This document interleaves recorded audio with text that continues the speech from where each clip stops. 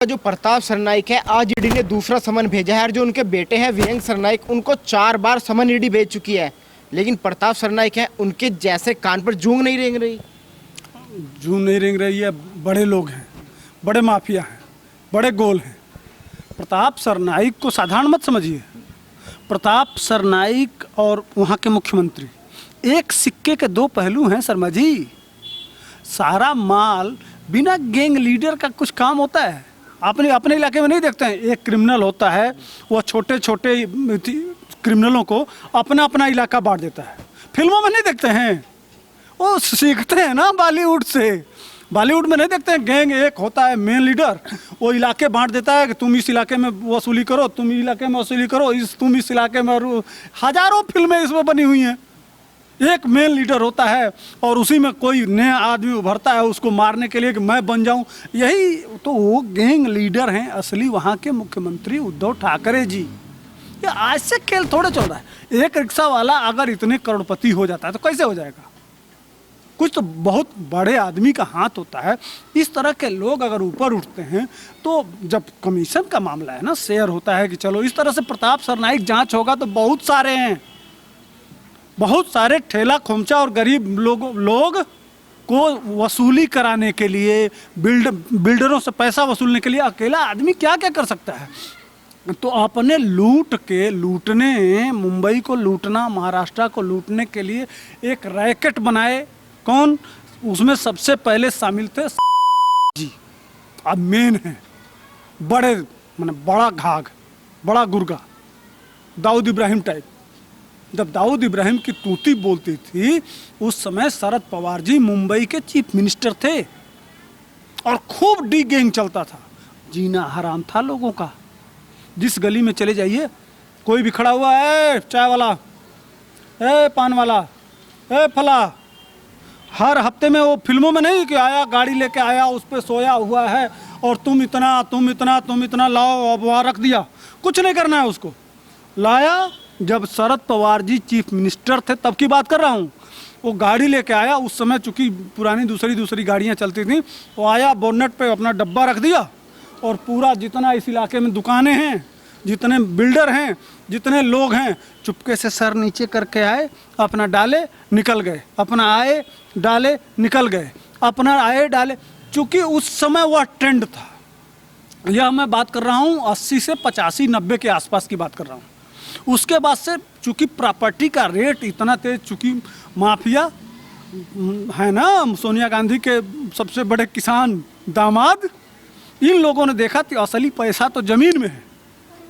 असली तो मुंबई बड़े महानगर, दिल्ली बड़े महानगर, यहाँ बड़े बड़े कांग्रेसियों को चलिए ना दिखाता हूँ मैं वो फार्म हाउस। दिल्ली के आसपास जितने फार्म हाउस हैं किसके हैं? बड़े बड़े नेताओं के, बड़े बड़े अपराधियों के। तो ये प्रॉपर्टी बनाए। उसी प्रॉपर्टी में सरनाइक जैसे लोग रिक्शा चलाते थे, कहीं से लिंक मिल गया तो उसी गोल में शामिल हो गए। गोल में शामिल हो गए तो मान लीजिए कि 25 रुपये आपको दे रहे हैं, 75 रुपये हम कमा रहे हैं, 25 रुपये आपको दे रहे हैं, 75 रुपये हम कमा रहे हैं। लेकिन हम सरनाइक जैसे अगर 50 लोग हों, अगर 25 रुपये ला के देते हैं तो मेरे पास तो करोड़ों आ गया। और प्रताप सरनाइक जैसे हजारपति हो गए। तो अगर विधायक के पास 100 कुछ करोड़ रुपया यह माने ट्रांसफ़र, यह ऑन रिकॉर्ड इस साल ईडी ने पकड़ा है। इसके पीछे कितने करोड़, 500 करोड़ 700 करोड़ के आसपास वो अपनी संपत्ति घोषित किए हैं विधानसभा के चुनाव में। तो बाप का अपना संपत्ति अगर 500 करोड़ है, 2-3 बेटे हैं, तो सबकी संपत्ति मिला लीजिए, उनके बीबी की संपत्ति मिला लीजिए तो हजारों करोड़ हुआ ना। तो एक रिक्शा वाले के पास अगर 1000 करोड़ का मालिक हो जाता है तो मुख्यमंत्री के पास कितना होगा? अंदाजा लगाइए, सोचिए। तो क्या गरीब, क्या मतलब है इस देश का? अच्छा, कुछ दिन पहले यही शिवसेना के नेता कह रहे थे कि ईडी बदले की भावना से काम कर रही है। अब जब बार बार समन भेजा जा रहा है तो जांच में सहयोग क्यों नहीं कर पा रहे प्रताप सरनाइक? माल खाए हैं तो कैसे जांच कराएंगे? वही मैं समझा रहा हूँ, वही बता रहा हूँ कि माल आया है, 25% सबसे लिया गया है। तो जब प्रताप सरनाइक पकड़ेंगे तो कहाँ जाएगा मामला? कल अगर ईडी जांच करती है, प्रताप सरनाइक से पूछती है कि आप पे पैसा कहाँ से लाए, किस तरह से आए, कौन सा धंधा किए, कितना टैक्स दिए, किस तरह से आप कमाए, कि पूरा सिस्टम खाता खोलेगा ना, पूरा ब्यौरा डाटा उनका जब से वो ऑटो से छोड़े हैं वहाँ से स्टार्ट करेगी ईडी और उनका पूरा वही खाता निकाल देगी।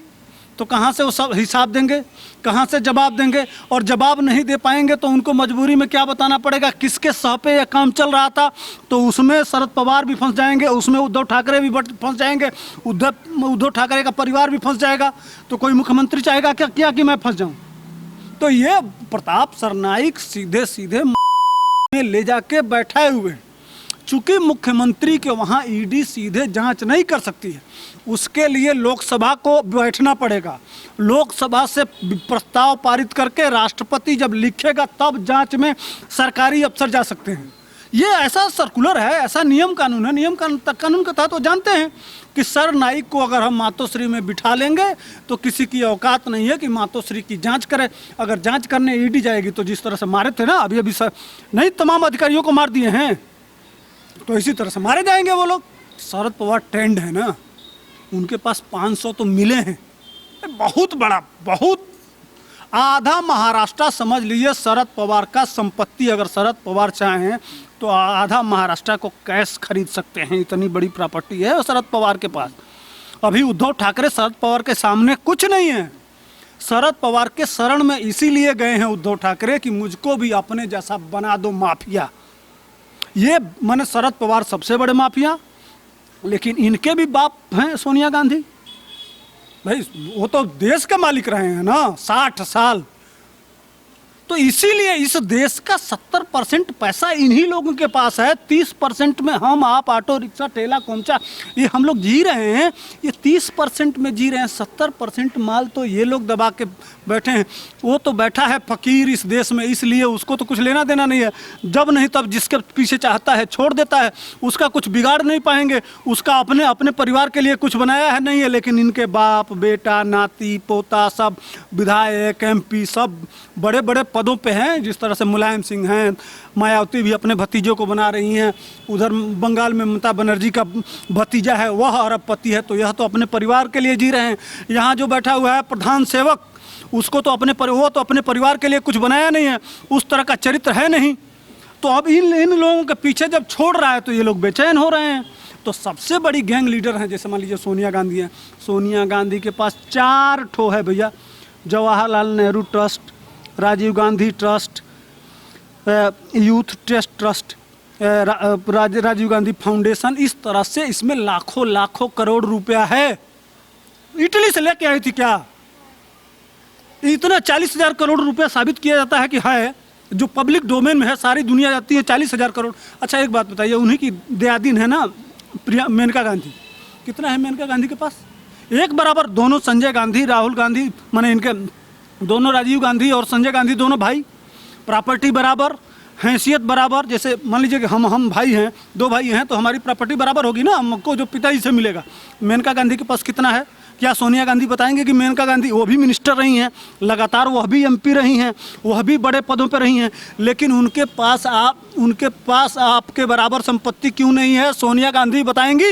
इनको न लोकतंत्र में विश्वास है, न संविधान में विश्वास है, न वोट में विश्वास है, न कोई मतलब है। खुली लूट की छूट ये ट्रेनिंग ले रहे हैं सोनिया गांधी से और शरद पवार से कि महाराष्ट्र को कैसे लूटना है।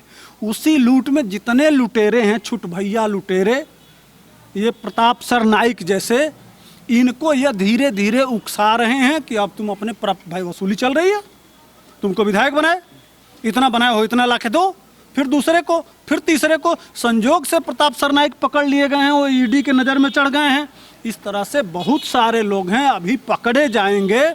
इनकी बेचैनी इसलिए है, ये चाहते हैं कि किसी तरह से भारत सरकार की जितनी एजेंसियां हैं उनके ऊपर इतना दबाव बना दिया जाए। इसीलिए मार पीट रहे हैं, उनको गाली दे रहे हैं, उनके साथ बदतमीजी कर रहे हैं। भाई सेना के अधिकारी को नहीं मार दिए थे? जो भी राष्ट्र हित में बात करेगा, देश हित में बात करेगा, जो सत्य की बात करेगा, जो संविधान की बात करेगा, जो नियम कानून की बात करेगा, उसको ये चैन से जीने नहीं। अर्णव गोस्वामी के साथ देख ही रहे हैं, दिशा साल्यान, सुशांत सिंह राजपूत की किस मामले में कहा, किस मामले में कहेंगे? कहीं न्याय दिखाई दिया आपको? इनको कहीं इनके चाल चरित्र और चेहरा और व्यवहार से एक होता है सरकार जो जिसके चाल और कर्म से ये लगता है कि नहीं ये संविधान के उपासक हैं, नियम कानून से चलने वाली सरकार है, जनता का उसके ऊपर विश्वास होता है। क्या मुंबई पुलिस पे विश्वास कर रही है आज? वहाँ की जनता नहीं कर रही है, इसलिए कि जहाँ देखिए वहीं लताड़ पड़ रहा है।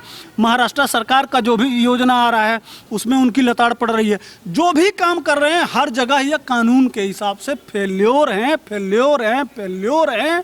ये सिर्फ गुंडई कर सकते हैं, नियम कानून के हिसाब से सरकार नहीं चला सकते हैं। अच्छा, कुछ समय पहले महाराष्ट्र ह्यूमन राइट्स कमीशन भी अर्णब गोस्वामी के सपोर्ट में आया था, घनश्याम सिंह के सपोर्ट में आया था, लेकिन अब कहीं दिखाई नहीं दे रहा। आपको नहीं लगता उस समय सपोर्ट में अगर केवल एक फॉर्मेलिटी पूरी की थी ह्यूमन राइट्स ने कि हम भी आपके साथ हैं? अरे तो ये जानते थे कि हम तो गलत कर रहे हैं, हमको लताड़ तो पड़ेगी, जूतम पैजार होना है। देखिए चोर भी चोरी करता है तो वो तो ये जानता है ना कि हम चोरी कर रहे हैं, ये नियम के हिसाब से गलत है। ठीक, चोर भी जानता है कि हम चोरी कर रहे हैं। अपने बच्चे को नहीं सिखाता है कि तुम बेटा चोरी करना, उसको पढ़ने को सिखाता है, उसको ज्ञान देता है। वो जानता है कि यह गलत कर्म है, लेकिन फिर भी वो उसमें शामिल हो जाता है तो लगातार वही आदत बन जाती है। देखिए 30 साल तक जो आदमी जो कर्म करता है ना, वह उसकी हॉबी से, habit is the second nature, वह उसकी आदत बन जाती है। तो ये लोग चोरी जो कह रहे हैं ये जानते थे कि हम गलत कर रहे हैं। जब संविधान में जाएगा, कानून में जाएगा, वहाँ जब मामला जाएगा तो वहाँ ये मामला टिकने वाला नहीं है। ये सब जानते हैं, शरद पवार भी जानते हैं, सोनिया गांधी भी जानती हैं और उद्धव ठाकरे भी जानते हैं, संजय राउत भी जानते हैं। सारे लोग जानते हैं कि हम अर्णब गोस्वामी के साथ अन्याय कर रहे हैं, अत्याचार कर रहे हैं। यह जब कानून के नज़र में जाएगा, जब कोर्ट में मामला जाएगा तो हम लोग लताड़े जाएंगे। इसीलिए ये एक विंग ह्यूमन राइट को लगा दिए कि कुछ तो चेहरा साफ दिखाई देगा कि हम भी अर्णब, हमारा भी एक टीम न्याय के साथ है। लेकिन जब लताड़ पड़ गई है तो अब तो फजीहत हो गए हैं, बेइज्जत हो गए हैं। तो अब 100 जूते खाए, जूता और क्या बोलते हैं प्याज, समझते हैं, जूता प्याज समझते हैं ना। कोई आदमी था वो कहा कि किसी ने को गलती किया था तो वो कहा कि ठीक है या तो प्याज खा लो नहीं तो जूता खा लो। तो कहा कि ठीक है हम प्याज खा लेंगे। जब प्याज खाने लगा, जब आंसू बहने लगा, तब कहा कि नहीं हमको अब जूता ही मार लो। तो जूता खाया। तो जूता जब पड़ने लगा, दर्द होने लगा तो कहा नहीं अब प्याज खा लो। तो वो वही हाल है इस सरकार का।